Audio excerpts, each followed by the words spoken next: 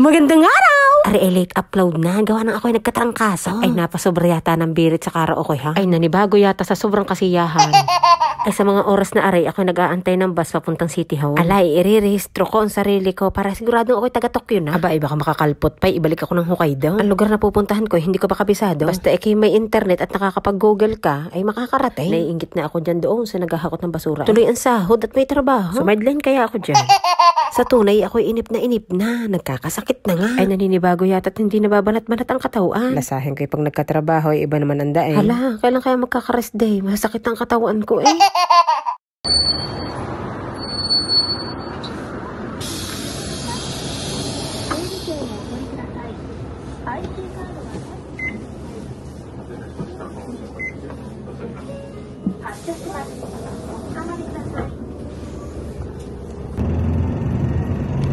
Are, ang mga hinahanap-hanap ko nung ako'y nasa Hokkaido. Tabi-tabi ang kainan, unlimited ang biyahe. Ay puro semento ang dadaanan. Anytime na may urgent kang gagawin, ay kayang-kaya mong gawin mag-isa. Ay tulad na re, pagkakalakas ng loob dumaya sa City Hall, ay wala namang kadaladalang ID. Gawa ng ansabi, once daw na dumating ako sa Tokyo, within 14 days daw, dapat may i-register ko yung address ko. Ito ngayon ang problema ko. Sabi ko sa agent ko, ay paano ho ako makakapagpa-register? Unang-una, ay wala pa akong tunay kong address. Pangalawa, ipinasa ko sa inyo ang mga requirements ko. Ay kasama dun ang ID ko. Sabi ko, sir, pwede ga ho yung address ng kaibigan kong i-register ko. Antay ka muna, taka may napansin din. Ay may nakita akong poster din sa bus. Pagka daw may sumakay na pasahero na may badge na garnay, ay yun daw ay may hidden impairment. Basta meron siyang kondisyon na po pwedeng hindi mo makita sa panlabas. O gaya nitong si nanay, parang hirap siya sa paglalakad. Once na may nakasabay ka na ganito, ay igibway mo na yung upuan mo para magkaroon sila ng mabilis na access sa pag-akyat at paglabas. Wala, share ko lang. First time ko kasing maka-encounter ng gayon. Tapos hindi pa nagbayad. Saan kaya makakakuha ng badge na ganun?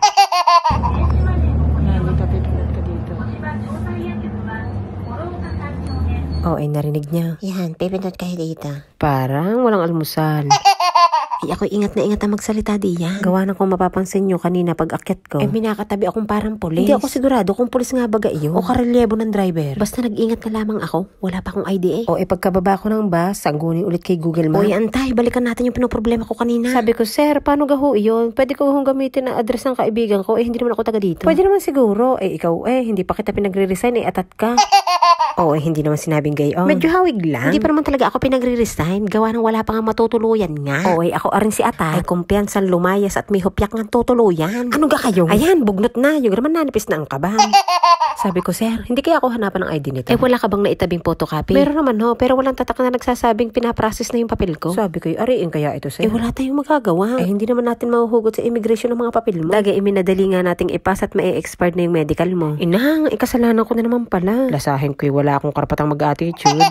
Garni na lang, sir. Pagdating sa City Hall, tatawagan ko kayo at kayo makipag-usap. Gawa ng hindi ko lahat kayang ipaliwanag yun, sir. Sige, ganun na nga lang. Nakita ko na rin ang City Hall!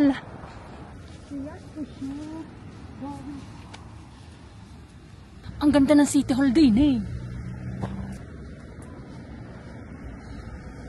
Ang ganda nga ng City Hall din Yung pinagkagasusan talaga. Yung ramdam mo yung tax na binabayad mo. Ikaw, ilasahin ko yung may gusto na namang sabihin. Diretsuhin mo. Ari nga, dumiretso na. Arigami, number na. Ay number 15. Ang nakasalang sa counter ay number 11. Ay tinawagan ko na ngayon itong agent ko. Sabi ko, sir, anong unang pambungad ko daang? Magandang araw.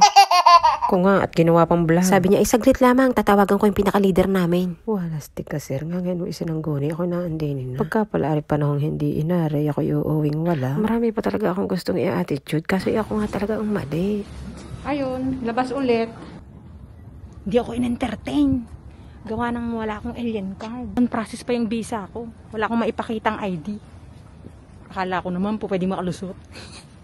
Ayun. Nag-travel lang talaga ako. Gusto ko lang malaman kung saan yung City Hall. Edi alam nyo ng resulta. Wag nang gagaya. Are, ang napapala ng sabik sa kabihasnan. Sabi ng agent ko, mag-intay lang daw ako ng 1 week at ibabalik na sa akin yung mga requirements ko. May tatak na yun na ongoing process at hindi ko na kailangang magpaliwanag. Sa mga oras na are, hinahanap ko na yung bus na pinagbabaan ko at doon ulit ako sasakay pa uwi. Di ka namin nag-travel nga lang ako. Tiningnan ko lang ang kondisyon ng City Hall din mabawas-bawasan na rin ang awas-awas kong kwarta. Binawasan ko sa pamasahe. Kontrole ang attitude at kasalanan mo. Doon ako bumaba kanina. Dini ako sa kabilang kalsada sasakay. Ganoon naman lagi dito. Taliwasan lang ang baga. Kung saan ka bumaba, sa kabila ka lang sasakay. Tsaka may mga number naman ang bus dini kung saan dadaan yun.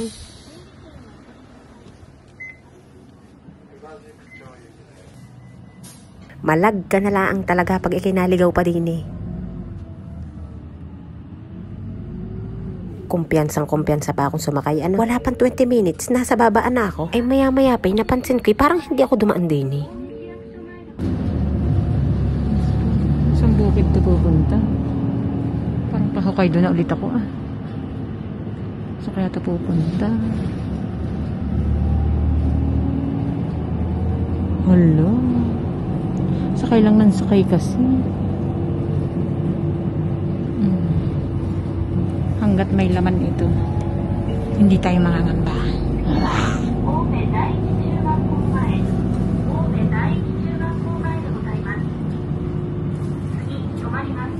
Iubos na ang tao. Ako'y nagtaka na. Ako'y nagtanong na sa driver. Ay, huling terminal na daw ito.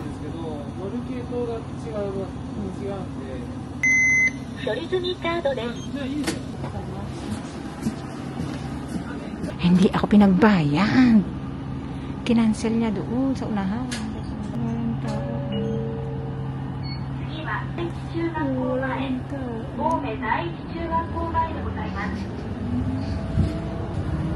Babalik ako.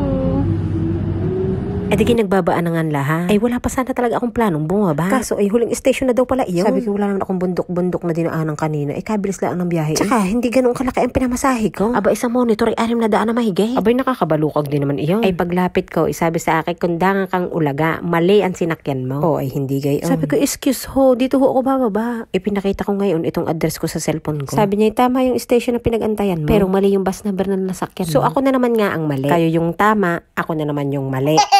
Ayan, ang napapala ng mga bida-bida. Yabang na yabang nung sumakay kanina. May pa-tutorial ka pang sa kabila ang baba, sa kabila ang sakay. Oh, ayan, kabi-kabila ang kaulagaan mo. Buti na lamang kamo, hindi gahaman sa pamasahe din. Ibinalik sa card ko yung ipinamasahe ko. Ibinaba pa ako sa istasyon na po pwede akong makauwi sa amin. Sabi niya, dito sa istasyon na ito, may biyahe papunta doon sa uuwian mo. Pero mag-aantay ka pa na mahigit sa 1 oras. Saktong 12:30 na andyan na yan. Sabi ko, naku, maraming salamat ho. Sabay baba. 1.5 oras. Pagkakatagal nun. Pagtingin ko naman doon sa schedule ng mga bus, meron naman mas maaga. Pero hindi talaga sakto doon sa bababaan ko. Maglalakad pa ako. Sabi ko, hala, dini na lamang. Lalakarin ko na lang. Kasi naman ako nag-iintay din pagkakatagal. Ari, pasakay na ulit.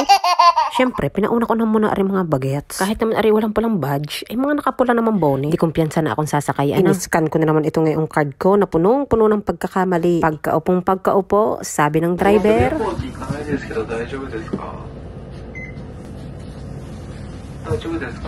Sa umpisay, ako'y in denial pat akala ko hindi ako ang kausap. Ang sabi ay hindi ito ang bus na sasakyan mo, okay lang ba? Ay lumapit ako ngayon. Ay nagpaliwanagan lamang ng kaunti, gawa ng mabilisan lamang at nakakaabala ako sa mga pasahero. Kaya naman pala alam na mali ang sinakyan ko. Ay inang, buwaki kiningka, ikaw na naman. Ay si kuya bus driver na nasakyan ko na nagkamamali. Ay siya pa rin pala ang mahasakyan ko ngayon. Sabi siguro ni kuya. Ay kahirap umintid din ang isang ito. Ay sinasabi ng mag-antay ng 1.5 oras at may darating naman bus pa uwi niya. Sabi kay kuya, ito bang bus na ito ay bababa sa ganitong lugar? Sabi niya, oo yan, dadaan. Siya, dito na lang ho ako bababa. Sabi ng isang matandang katabi ko. Iyo katane. Buti na lang Kung hindi, ligaw ka na naman. Hindi niya na sinabi yung dulo ha. Gawa-gawa ko na lang yun.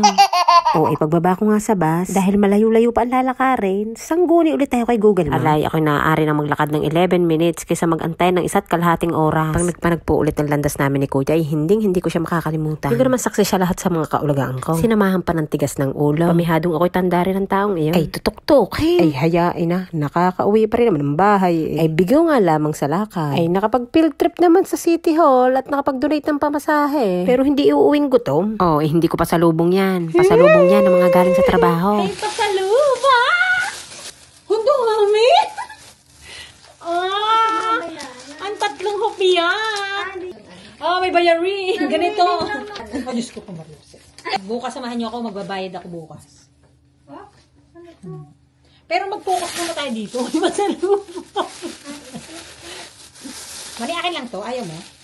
Ba't ayaw mo naman agad? Diyos ko, maraming bayarin. Yan. Yan ang mga bayarin dito. Oh my gosh. Pag dinatnan ka niyan. Pag dinatnan ka niyan, mawawalan ka ng panlasa sa pasalubong. Ay, nakakapagpakalog ng paa. Yung marami siyang bayarin, pero nakapagkuha pang ano. Nagpasalubong pa.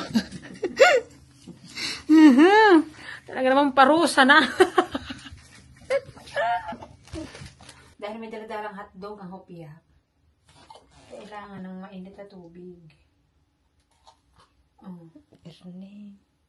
May ano akong lumabas bukas. Bili akong takuri.